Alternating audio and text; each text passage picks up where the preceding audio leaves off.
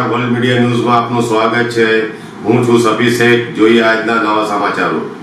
ભરૂચ જિલ્લાના નેત્રંગ તાલુકા પંચાયતની બિલોઠી બેઠકની પેટા ચૂંટણી આજે રાજકીય પ્રતિષ્ઠાનો જંગ બની છે।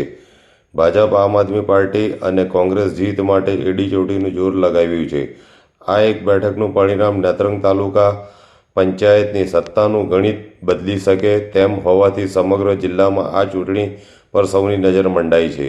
નેત્રંગ તાલુકા પંચાયતની બિલોઠી બેઠક પર અગાઉ આમ આદમી પાર્ટીના વિજેતા સભ્યોના અવસાન બાદ બેઠક ખાલી પડતા આજે પેટા ચૂંટણી યોજાઈ રહી છે। ચૂંટણી મેદાનમાં ભાજપના કાંતિલાલ વસાવા, આમ આદમી પાર્ટીના પ્રવીણ વસાવા અને કોંગ્રેસના રણજીત વસાવા વચ્ચે સીધી ત્રિપાખીય ટક્કર જામી છે। બિલોઠી બેઠક પર કુલ 5154 મતદારો પોતાના મતાધિકારનો ઉપયોગ કરી ત્રણેય ઉમેદવારો રાજકીય ભાવિનો નિર્ણય કરશે। મતદાન શાંતિપૂર્ણ રીતે સંપન્ન થાય તે માટે તમામ મતદાન મથકો પર ચુસ્ત પોલીસ બંદોબસ્ત ગોઠવવામાં આવ્યો છે।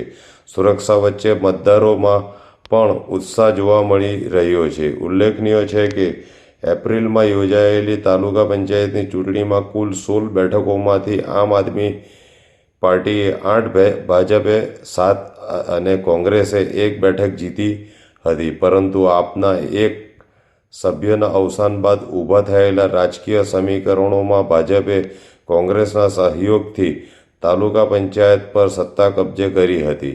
હવે બિલોઠીની પેટા ચૂંટણીનું પરિણામ સત્તાના સમીકરણમાં ફરી મોટો ફેરફાર લાવી શકે છે। જો ભાજપનો ઉમેદવાર વિજેતા બને તો ભાજપની સંખ્યા 9 થઈ સ્પષ્ટ બહુમતી મળશે।